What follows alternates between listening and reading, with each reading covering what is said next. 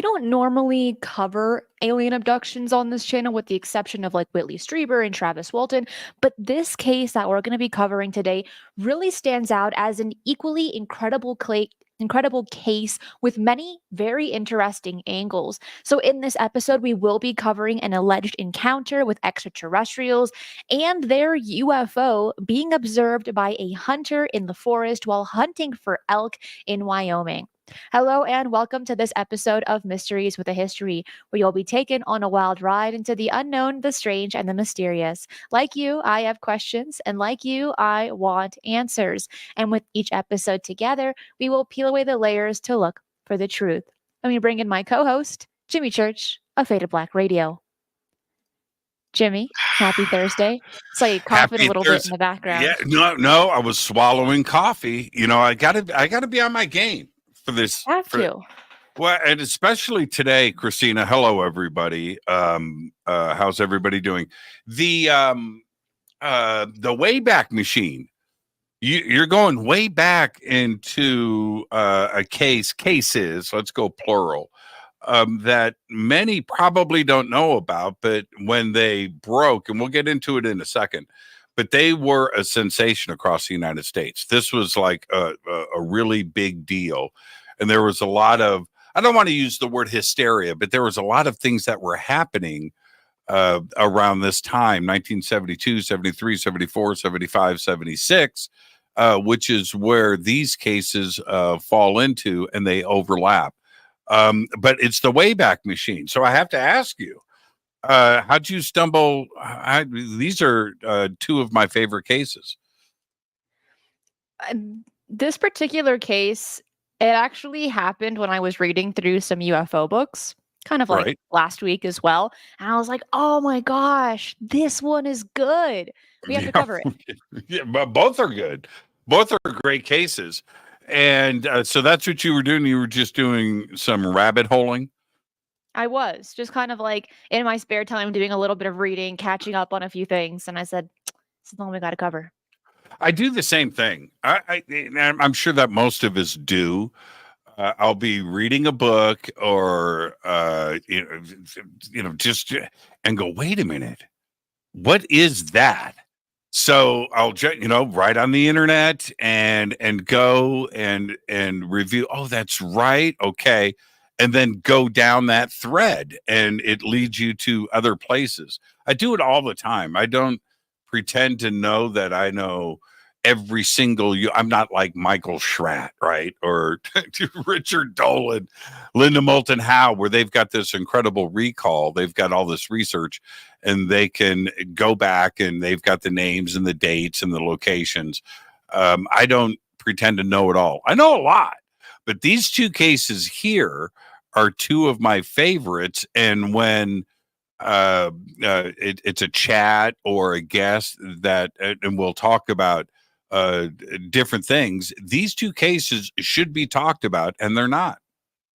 They definitely should. And I think you got to start off with number one, since it dates back just a year prior to a case, to a very famous case. But this first one, I don't feel like it's well known enough. And I'm referring to the Pat McGuire encounter.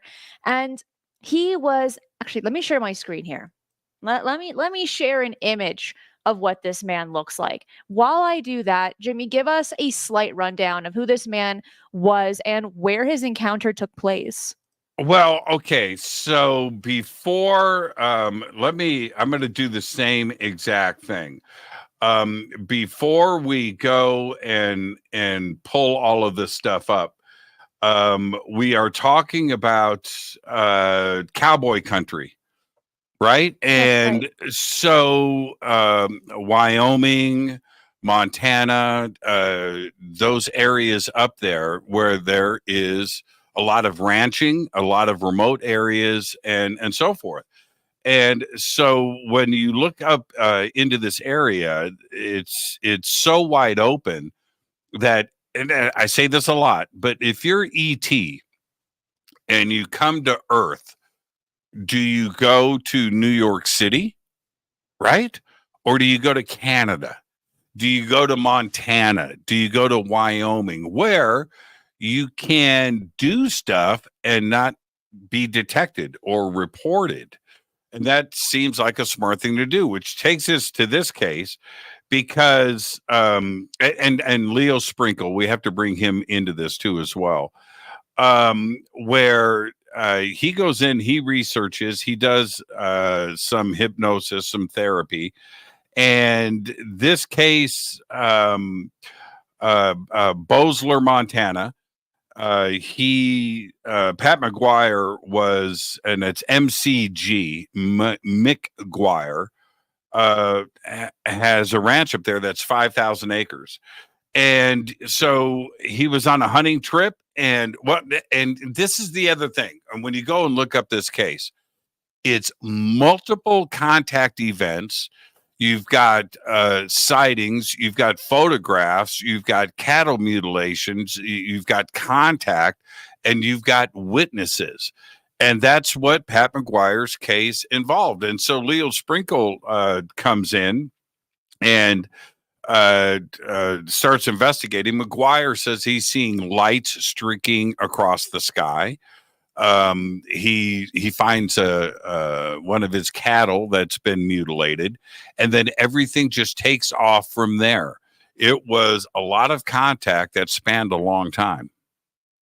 It did. And with McGuire in particular, it's very strange because he had, as you had mentioned, Jimmy, multiple UFO sightings, cattle mutilations on his 5,000-acre ranch. And he claimed to have witnessed lights in the sky, hovering spacecraft, and even shadowy figures inside of these craft. But as we always hear, why didn't this man take photos? Why don't we have any videos? He attempted. He did. He did. According to him, he was unable to capture clear evidence. But it just got more intense when his friend, Jimmy Ashley, allegedly touched a landing spacecraft and was engulfed in flames without being harmed. So with all of this taking place on this poor man's ranch, McGuire filed a report with the Aerial Phenomena Research Organization back in 1976, stating that talking about extraterrestrial visits, and then that became a regular occurrence on the ranch, because this took place between 1973 all the way to 1977, and he claimed to have a vision that led him to find water in his drought-stricken ranch, which remember that's going to be very important information, because he had consistently looked across his 5,000 acres trying to find water, and he wasn't able to. But it's almost as if he got this telepathic message of, you need to dig here, dig right there. So he did exactly that, and he was able to find about a 5,000 gallon area of fresh water once he dug 350 feet. But this is where a lot of skepticism came through, mainly from his family, actually, that said, how did you know this information? Who's telling you this? Oh, you really believe in aliens and UFOs? You're out of your mind. You're insane.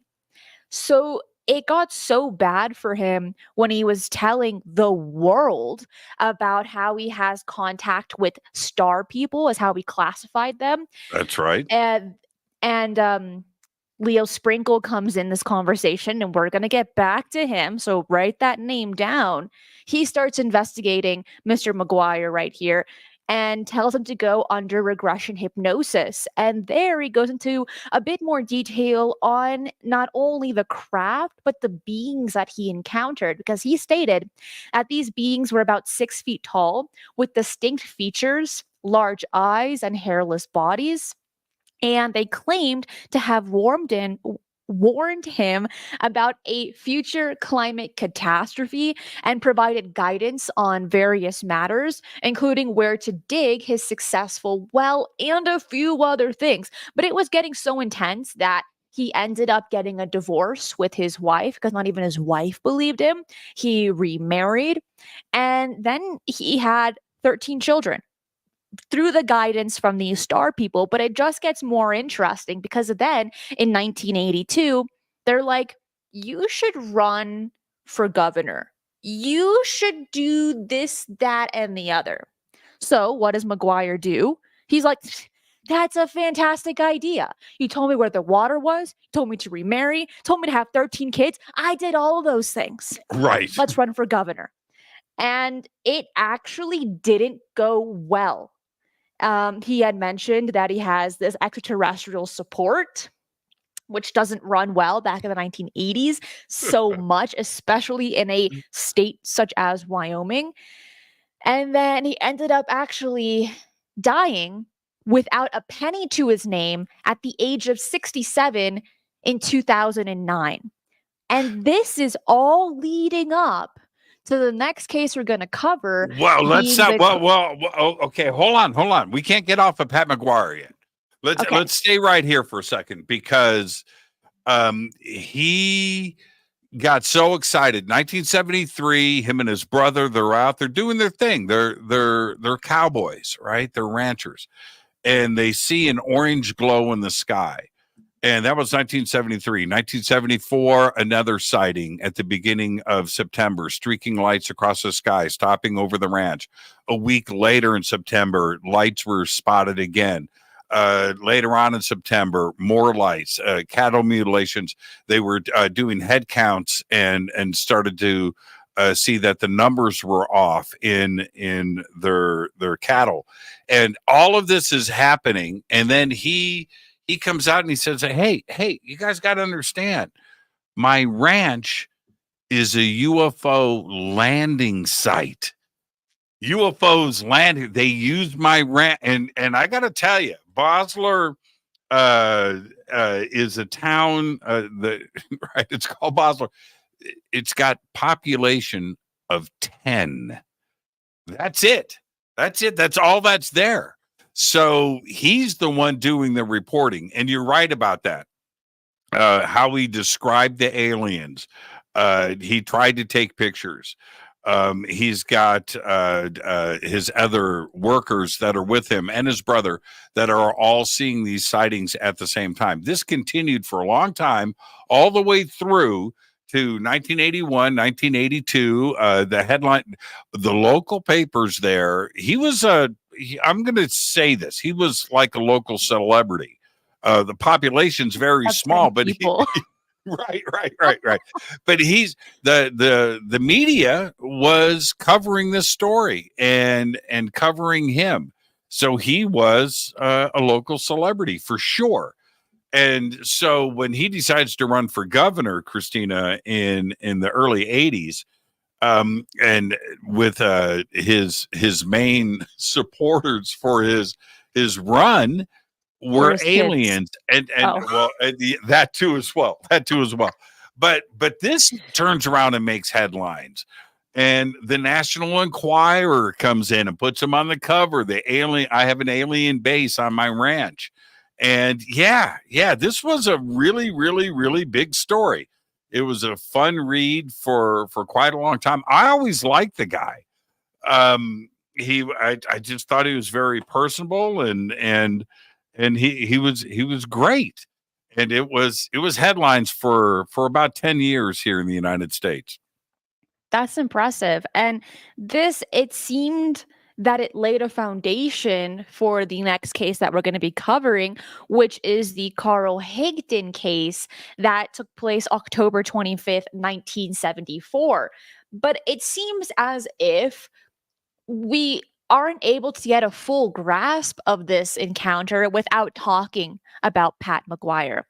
But now that we're focusing on Mr. Higdon here, this is a remarkable case because we're dealing with a lot of similarities, and I'm going to lay those down for you.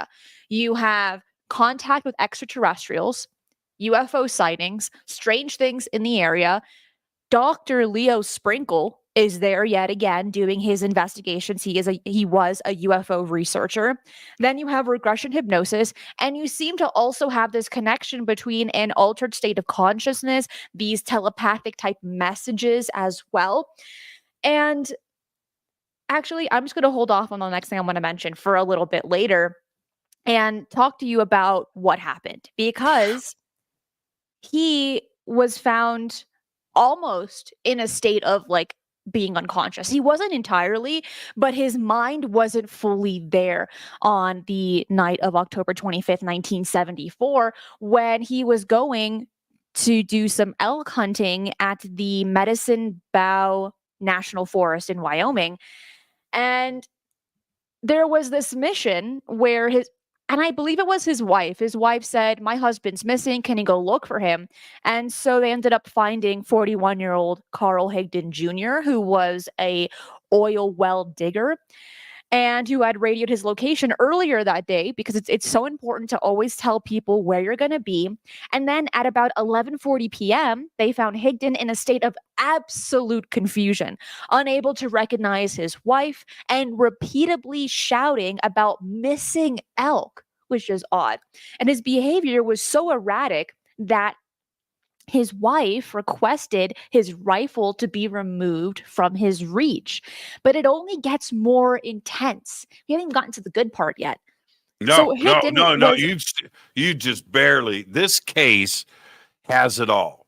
And I just interrupted you, Cristina, and I apologize for that. But I want everybody to understand, and going back to McGuire, we are talking about hardcore cowboy roughneck men. These are men's men. And they don't do the UFO thing. Their life is nature and ranch and cattle and oil, and that's it. It doesn't go into the fantastical. Why? You are a hard OG cowboy, and you are stable, and you need to be looked at by all of the other cowboys and roughnecks and oilmen in the area. You can't be the alien UFO guy. You can't be the ghost guy. You can't be the unstable. No, that is not how they roll. That's why Pat McGuire is so special to this story, and Higdon. It's nuts to me, and it reminds me a little bit of like Blind Frog Ranch. And in my interviews with those that are involved there, we're talking about guys from Texas, Montana, Wyoming, Idaho. This is a different place than our community is used to going to and dealing with, and the individuals that are involved. Higdon was hardcore. McGuire, these are hardcore. He was, let me paint this picture. He was a foreman on an oil rig. Do you know what kind of hard, I say hardcore, you are, right? That to be a foreman on an oil rig in Rawlins, that's it. That's who we're talking about here. So I painted that picture. I interrupted you. Let me hand it back to you, or I can go through and start laying this out. Wait, before we get into the actual things of what he saw, let me just state this. So after he was found in the national forest, totally confused, had no idea what was going on, couldn't even recognize his wife, and they've been married for several decades by that time frame, he was quickly rushed to the Carbon County Memorial Hospital to get an understanding of what's going on with this man, what happened, why is he so confused, right? So he arrived at the hospital at 2 a.m. And he was even unable to recall his own name. "What's your name, sir?" "Yeah, I actually don't know." "Who's the lady next to you?" "I also have no idea who she is. Do you know who she is?" So that was already confusing. But when he was in the hospital, and for anyone that's ever been in there, you know how bright it is, how intense the lights can be. They were so intense to him, Carl Higdon, that he was just complaining that it was causing him this significant discomfort. And then physicians come in, they take a look at him. They don't find anything wrong with him, but what they do find is very remarkable. He had these scars on his lungs from tuberculosis. And when they did an x-ray on him, they checked him out. those scars had seemingly disappeared. He also had kidney stones, and those seemingly disappeared as well. And looking at this, he's in the hospital, he's getting this information, and he couldn't be more confused. He didn't know his name, he didn't know his wife, and now he found out that these ailments that he had were just miraculously healed. For starters, during this time frame, I don't know if we can even do it today, healing scars from like the inside of your body, that takes time to if do. it ever gets healed or goes away. Scar tissue is scar tissue. Exactly. Yeah. And it's for a very him, bizarre they weren't part of there. the case. Yeah. He if we go back, okay, so we jump forward in this and to get everybody understanding what we're talking about here. This is a well-documented case. Everybody was involved. That includes his family, his company, the hospital, the local law enforcement, and so forth. So yes, Cristina mentioned that he was elk hunting. He was a foreman on an oil rig, and it was October 25th, 1974, where everything kicked off. And I'm going to officially say this was a close encounter of the fourth kind. And as I talk about this, what is interesting about this case, when we go back to that time of 1974 and everything was flying saucers and rockets, the craft that he was taken on, and I'll get to it in a second, but he describes it as a cube. Okay, now that right there, and so let's jump into this a little bit. He 4 kids, right? I've classified him as a roughneck, and that's what oil workers are called. 15 years. He was an Air Force veteran of the Korean War. He was dubbed the Wyoming Coyote by his crew for his ability to keep at everything and never give up until he got things done. Look at his picture. That's all right. You know what I mean? So he says that he borrowed the company truck. He headed 40 miles south for McCarty Canyon. When the road got rough, he parked and took off on foot. At about 4 p.m., he got to the top of a ridge, spotted 5 elk. Now, this is where, for me, that the whole story, because this gets recalled later in the hospital that Cristina was just talking about. But he's hunting elk. So he comes up to the top of this ridge. He spots 5 elk grazing. He lifts up his gun, which was a 7mm Magnum rifle, and takes a shot. That's the last thing he remembers. Okay? That's it. He doesn't really remember pulling the trigger. The next thing that he knew, it was 11:30 p.m. Friends were shaking him to wake up, and who had found him sitting in his truck. So he goes from being on top of this ridge to being in his truck. The last thing he remembers is pointing at this elk and planning on pulling the trigger.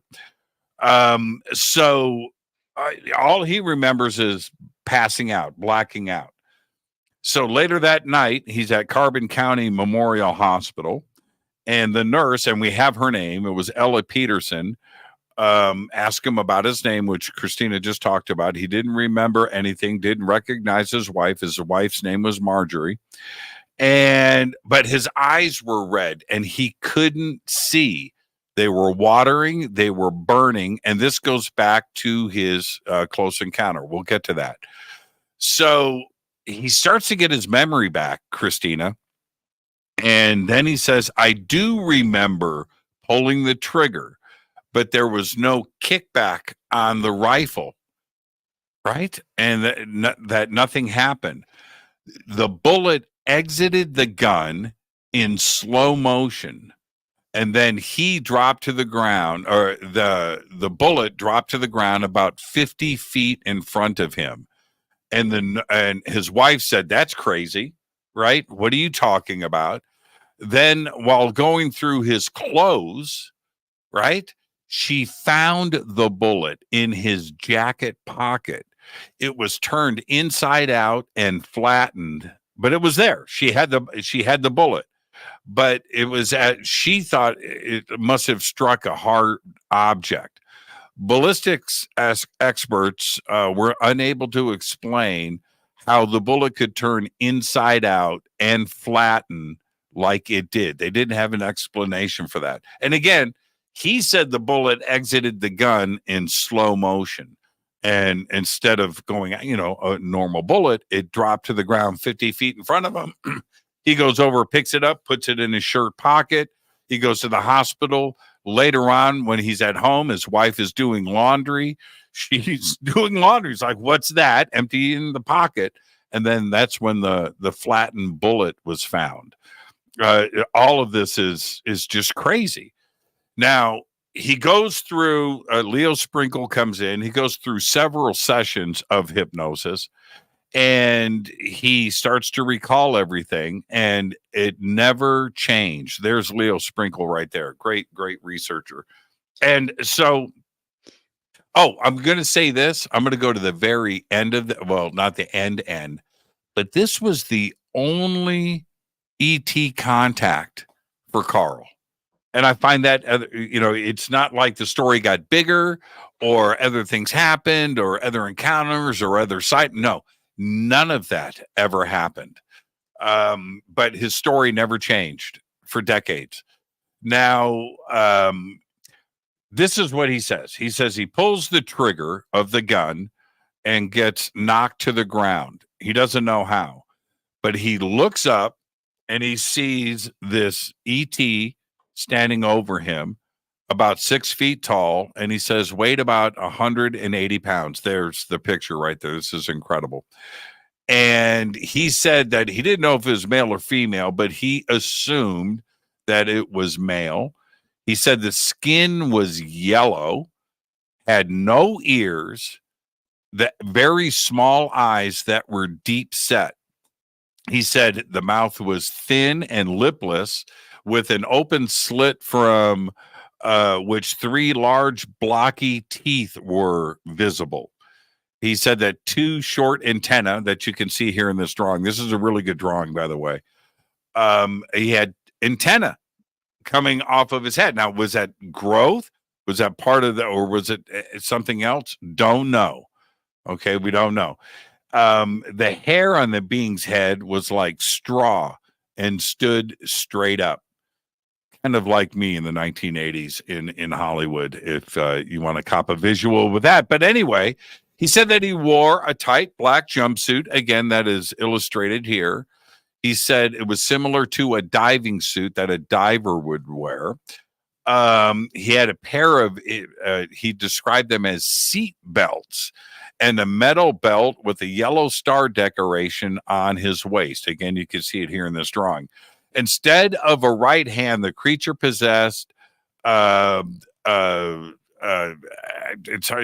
like a power drill instead of a hand. And you can see it here, right here. That's his right hand, had a drill on it. Something mechanical was installed on the end of his right arm.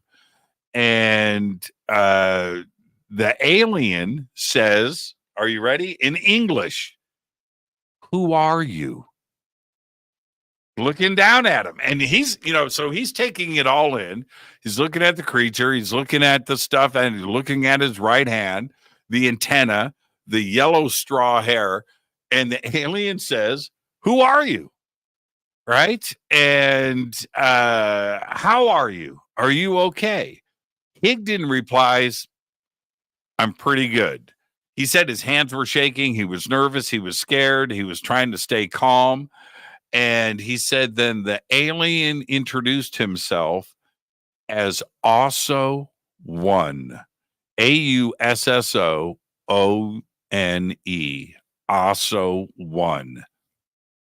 Also One said to him, which goes back to the hospital, but let's stay here for a second.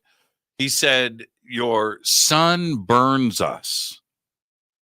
And then he offered Carl a bag full of pills, and there were 4 pills, and they said it was for nourishment, and Higdon swallowed one.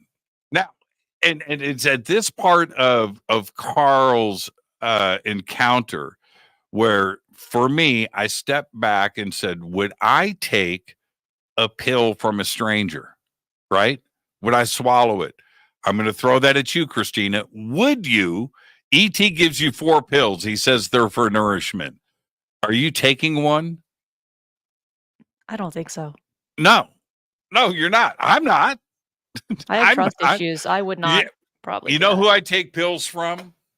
My mom. And even then, right? Even then, there's questions, right? So, but he takes one of the pills, and he said that the same. My response. He said he didn't like to take pills, and he didn't even like taking aspirin. But for some reason, he took this one pill from this alien. Now, then also one says, "Hey, you want to go for a ride in my ship?" Right? And no, this is what also one says. You laugh. He says, "Dude." Right? And Carl looks over, and the ship, are you ready? It was a cube. Not a flying saucer, not round, not a rocket ship, not an airplane, not a cigar shape, nothing that we are used to reading about in the media, seeing in movies and everything else, that the ship was a cube. And what does Higdon say? Just like taking the pill. I'm down.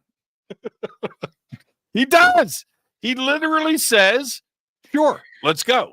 So, Carl says that the cube ship was windowless, didn't have any doors, and was too small for him to fit into. But somehow he was transported inside along with also one and 2 other alien creatures. And so in total, there was those 4. And are you ready? The 5 elk that he was shooting at. So they all get into this little cube ship, right? So you got 3 aliens, you've got Carl, and 5 elk, right? Why are you laughing? This is good stuff, man. This is first person. This is, you know what I mean? Close Encounters. It's like a TARDIS. Yeah, it is a TARDIS, right? It is a TARDIS. And how many times? Now, this is 1974, and we hear about this now a lot, right? We went inside the ship, and it was much larger than it looked like on the outside. So we've got this coming from Carl in 1974. He said that the trip that they took was to Also One's planet. And he said it took less than 1 minute, although Also One told him, and this is an oil rig worker, and I find this part completely strange and compelling, that it was 163,000 light years away. And the trip only took 1 year. He said they arrived at dark on the planet. They landed near a tower with a flashing light on the top. And he said that the light on the top of the tower was so bright that it hurt Higgins' eyes. Okay, again, we got to remember that. He said that the tower looked like Seattle's Space Needle. He said it was conical in shape, about 100 feet tall, and made a buzzing sound. Now, he went on to say, Cristina, I know that I'm rambling here, but this case is just fascinating to me. He said that surrounding the tower, there were more human-like beings, about a half a dozen. He described them as one was a middle-aged man, one was a young girl, 2 teenage girls, and a teenage boy standing around just talking at the base of this tower. He said that also floated out of the craft and brought Higdon with them, floated him out into the tower and up an elevator. They entered a room where Higdon stood on a platform. Now check this. This is the best part of the story. There's some good stuff here. There's some good stuff. He said that this device comes out of the wall, scans his body. This is 1974, remember, and then retracted back into the wall. You know what happens next? Also turned to him and said, you're not what we're looking for. Bummer, right? Sounds like a Tinder date. That's awful. Yeah, you're not, so also floats him back to the cube and takes him back to Earth. Yeah. I mean, rejection at its finest. Yes, 163,000 light years away, and you get the thumbs down. He said that also told him that his people. Now, this is all very, very interesting to me. The whole encounter is interesting.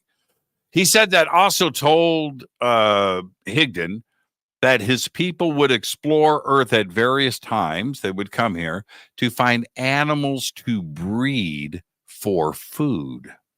Also told him of a different sun and seas on their planet were inadequate for supporting life.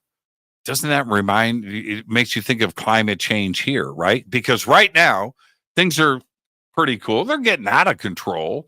But we're still good, right? But it's the future, right? Could things get out of whack on this planet and not support life? And if we were out on another planet and we would share that story, our sun is whack, right? Our planet is whack and it doesn't support life anymore. But this was 1974. So I just find that part of his story very, very interesting. The message wasn't, you need to save your planet. You pollution, nuclear, this, wars, and that you need to save your. No, that's not what also said.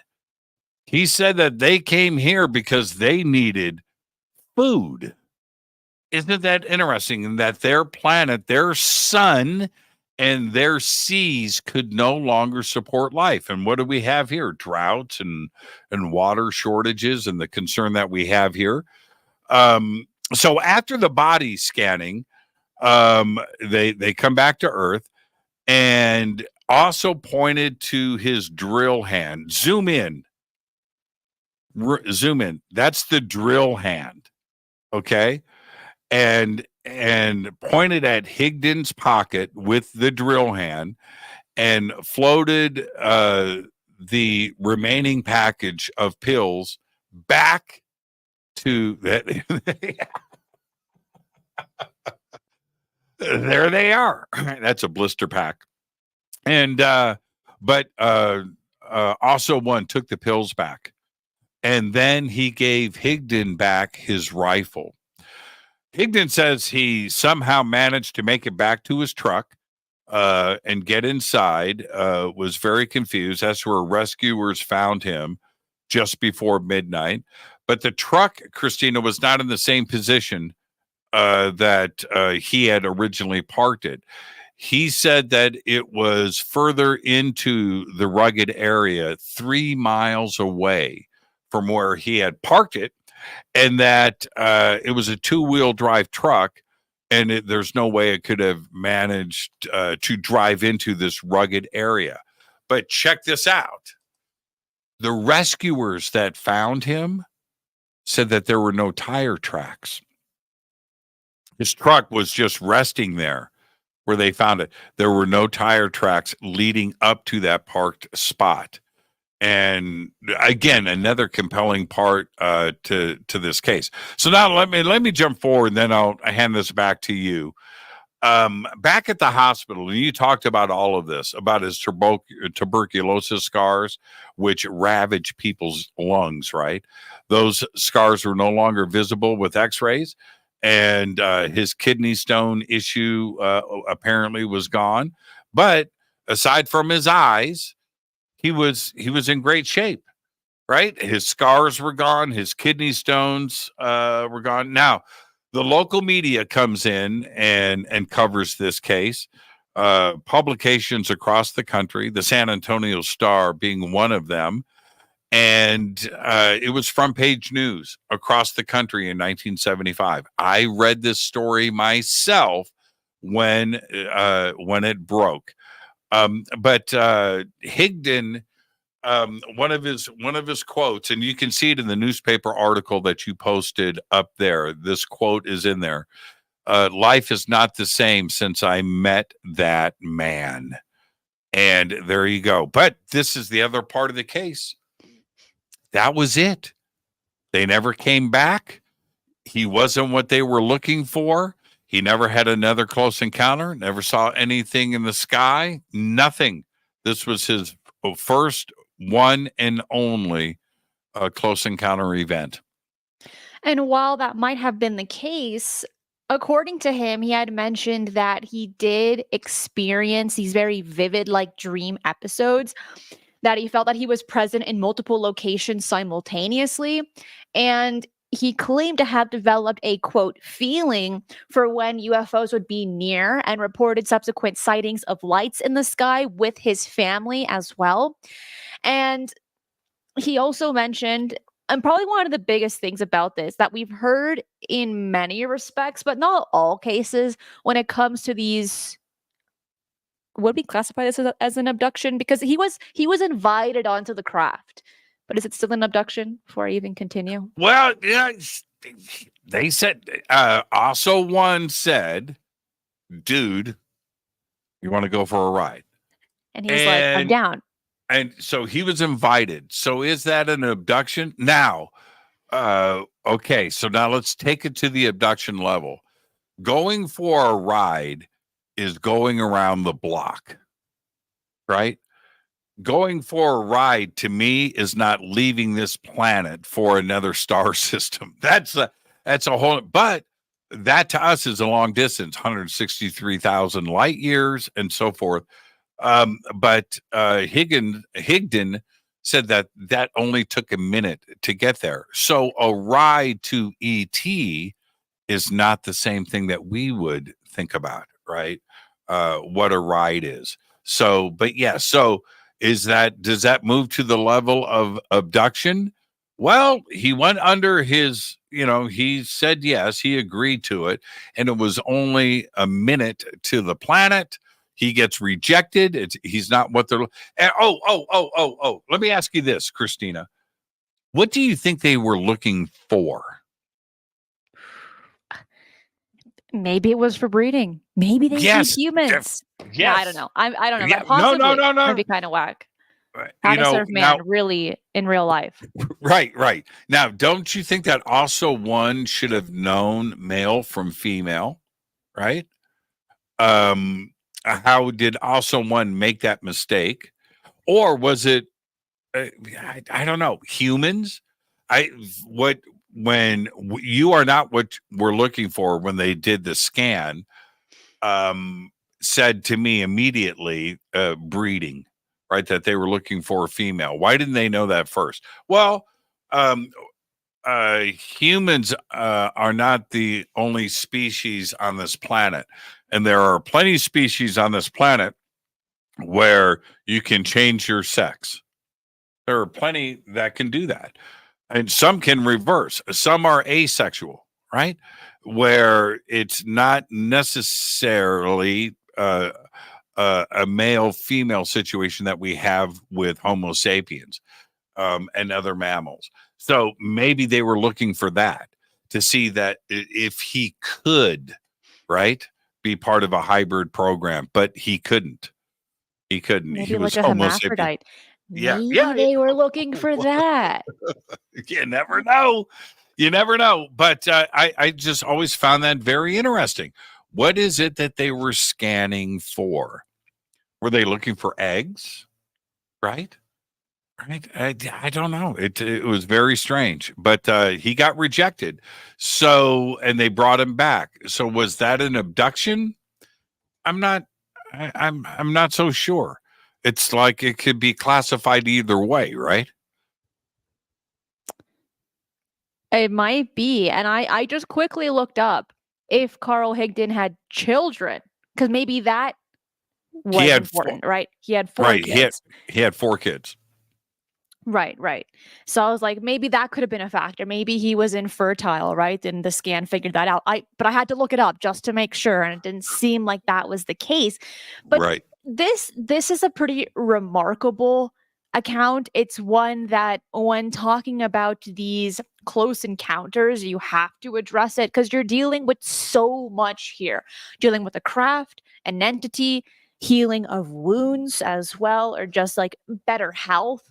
And then you have the evidence of this bullet that was analyzed by those that are familiar with weaponry and things like this. And they couldn't even explain how his rifle was able to create the strange anomalies that it did. Right. Inside out. And so now let's go back to Pat McGuire for a second.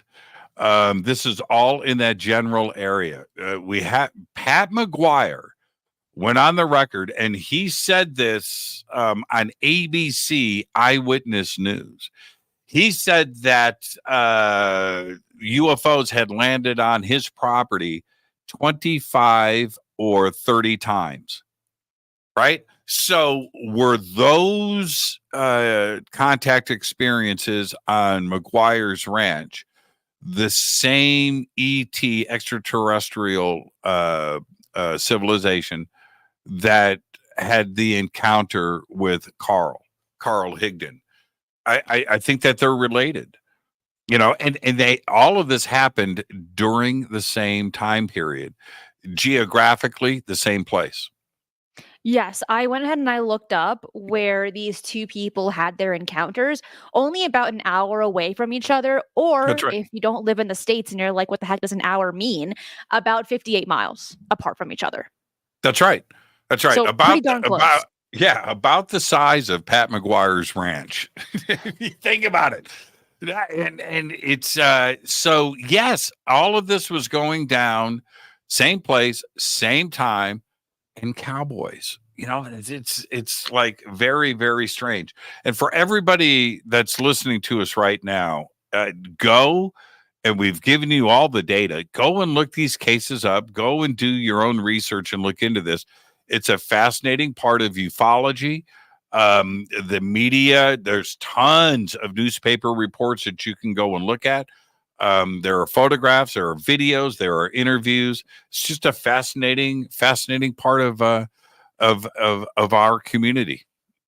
It is. And before we actually finish, I do want to state this, that his wife, okay, actually, let me back it up. So Carl Higdon passed away January of 2022 at the age of 88. In 2017, his wife finally wrote the book of his encounter.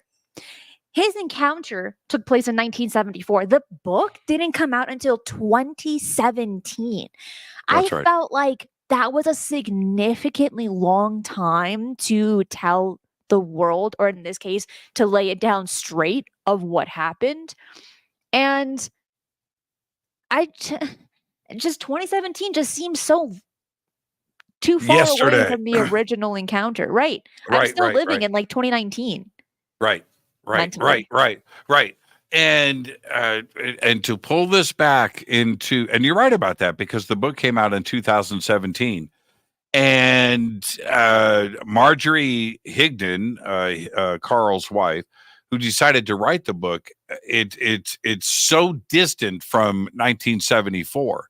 But if you go back to that time period, 73, 74, all the way to 1981, 82, these cases, both Pat McGuire and Carl Higdon, were documented in the media. There were plenty of reporters that were covering this, and journalists and news programs from around the country that were continuing to cover this case because it was so fascinating. You throw in Leo Sprinkle, you throw in law enforcement, you throw in the hospital, the nurse, and everything else that is involved here, including coworkers.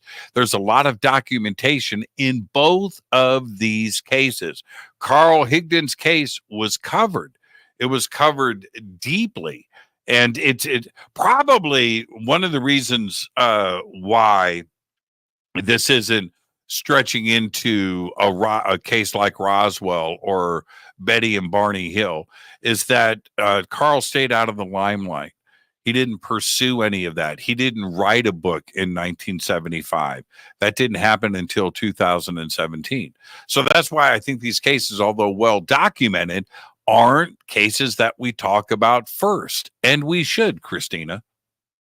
That's a really good point. He did not want to be famous. He didn't want to be known as that UFO guy, especially living in a town or in a state like Wyoming, having the job that he did. He just wanted to do his job, pay his bills, and take care of his family. The last thing he wanted to talk about was his experience. And maybe because this book was written in 2017, I think it correlates well with all of the things that were happening in 2017, especially with that report released by the New York Times talking about ATIP, right?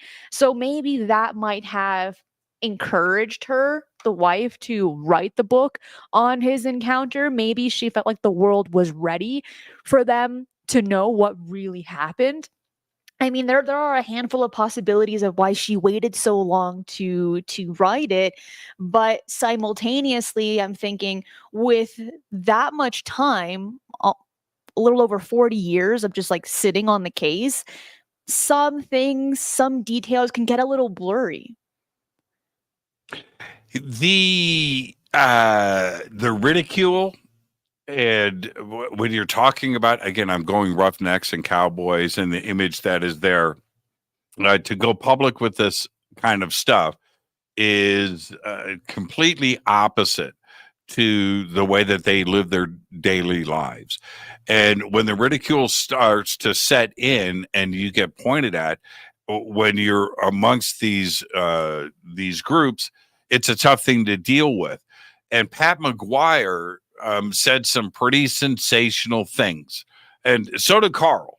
But McGuire, back in the early 70s, there was the 6-Day War with Israel, and McGuire stated, and again, this is from memory, but he stated that he felt that he had implants put into his brain and that he could go into other people's bodies, including the Prime Minister of Israel during the 6-Day War, Ariel Sharon. And he said that he was transported into Ariel Sharon's body during the 6-Day War. He didn't know if aliens put the implants into his brain or that maybe the government, because of his ET contact, had put implants into his brain. And this is where, the ridicule is going to increase and it's going to get out of control. But he chose to make this statement. As extraordinary as it is, we're talking about a rancher in Wyoming, right? It's just a crazy part of this case, and that he was able to transport himself into other people's bodies. That's insane. Actually, it reminds me of one book that I used to love in my teen years called Every Day. It feels like that book in particular, but that's actually all the time that we have for today. Jimmy, who do you have on Fade to Black? I've got the one and only Michael Schratt on the show tonight. Michael Schratt is with us. We are going to be talking about crash retrievals. He's one of the best researchers out there when it comes to the subject, and his amount of documents and his knowledge of the subject. But right now, Cristina, the way that this UFO community works. And right now, the hot topic is our government And are they in possession of off-world vehicles that are not from this planet? And are they backwards engineering those craft, trying to take advantage of ET tech? So Michael Schratt, one of the great researchers out there, tonight he's going to present his favorite cases, and coming from him, we do always need to take note, his favorite cases that represent what may be the possible crash retrievals and the backwards engineering of those craft to exploit ET technology. So that's what we're going to do tonight on Fade to Black. Cristina, another great show. Everybody, go. Pat McGuire, go and do it. Carl Higdon, two of the great cases in ufology. Cristina, I'll see you later. Behave and be well. Bye, everybody. Bye. Thank you. What another great show, and Android ending it strong. Thank you so much for that. And actually, I didn't even know that was the case. That's insane. If you enjoyed the show, hit the like button right down below. Subscribe if you haven't already. And I'm telling you, hit that notification bell, because tomorrow, Friday, we're going to be doing a live Q&A, kind of a hangout as well. I rarely do those. Actually, I only do them once a year, but I said, you know what? Let's do it tomorrow. Let's have a little bit of fun, right? So you do not want to miss it, as it will be live, and there you can submit your questions as well. Also, I do write articles for all of the shows right here. You can find them on my website. That link is in the description box below. And if you want to speak with like-minded people, sharing your thoughts, your insights, your experiences, or more, come over to my Discord server with almost 3.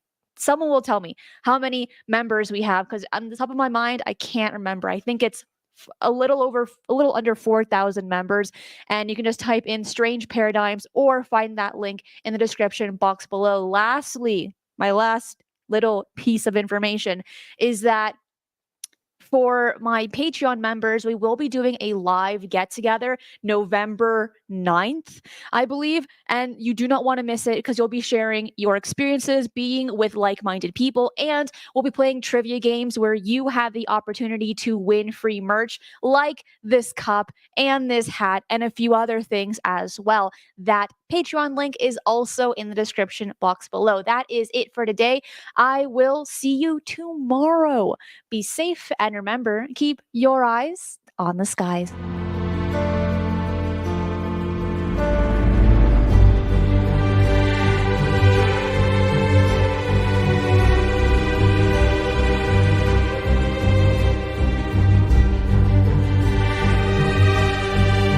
If you enjoy the strange and the mysterious, UFOs, the paranormal, and cryptids, this channel is for you. So make sure to subscribe, as I do 3 videos right here every single week, and hit that notification bell so you do not miss any of the bonus content I post right here.